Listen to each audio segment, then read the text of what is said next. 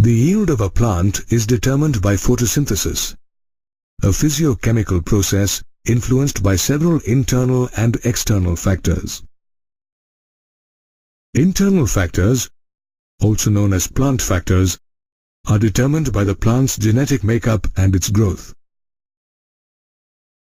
Factors such as the number, size, age, and orientation of the leaves, mesophyll cells, chloroplasts, internal CO2 concentration, and the amount of chlorophyll are the internal factors that affect photosynthesis. External factors, on the other hand, include the availability of sunlight, light intensity, incident light, temperature, carbon dioxide concentration, and water. Initially, scientists assumed that only an increase in CO2 absorption by the leaves during photosynthesis increased the rate of assimilation, leading to increased plant growth. This opinion underwent a change when experiments conducted by Frederick Blackman showed that photosynthesis is affected by other external factors as well. In fact, Blackman formulated the law of limiting factors, which states that if a chemical process is affected by more than one factor, then its rate will be determined by the factor which is nearest to its minimal value. It is the factor which directly affects the process if its quantity is changed. In other words, this law means that though photosynthesis is dependent on several factors, the rate at which the process takes place is governed by the factor whose concentration is the lowest. A typical plant, for instance, is capable of utilizing 0.05% of atmospheric CO2 while photosynthesizing at an optimum light intensity.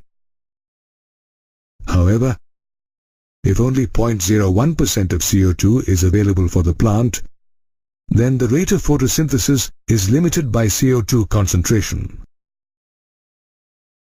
Upon increasing the CO2 concentration, the photosynthetic rate also keeps increasing. However, if CO2 concentration is increased beyond 0.05%, the photosynthesis rate remains unaffected because other factors such as light intensity and water become limiting. Similarly, at low light intensity, incident light and the rate of photosynthesis are linearly related, which means an increase in incident light causes a corresponding increase in the photosynthesis rate. However, after reaching the light saturation point, which is normally 10% of full sunlight, the photosynthesis rate does not show any further increase. Did you know that an increase in incident light beyond the saturation point causes a breakdown of chlorophyll, which in turn can drastically reduce the photosynthetic rate in plants? Apart from light, carbon dioxide, whose atmospheric concentration varies between 0.03 and 0.04%, too affects the photosynthetic rate in both C3 and C4 plants. However, under varying light intensity, C3 and C4 plants respond differently to the carbon dioxide concentration. When light intensity is low, an increase in carbon dioxide concentration does not increase the photosynthesis rate in either group of plants. However, at high light intensity, both C3 and C4 plants show an increase in the rate of photosynthesis.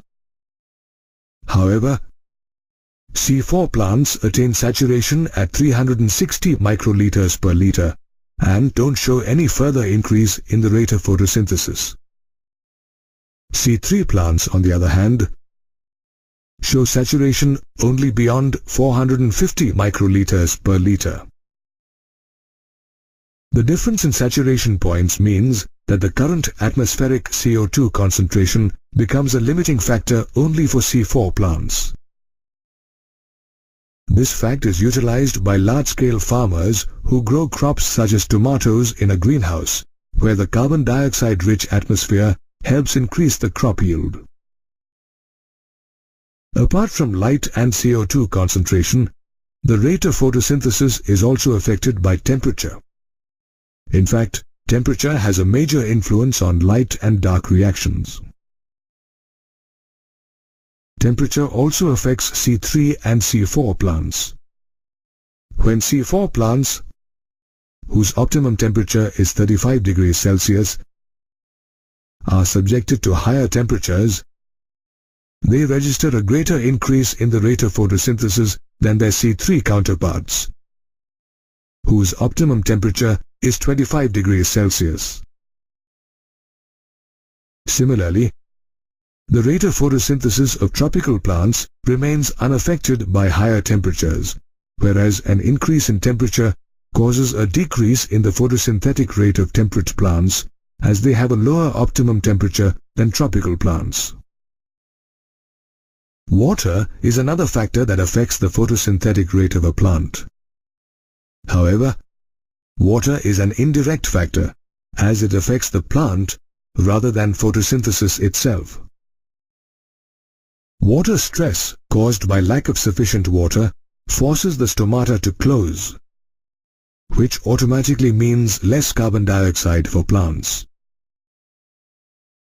Moreover, water stress causes the leaves to wilt, which reduces their surface area and affects photosynthesis.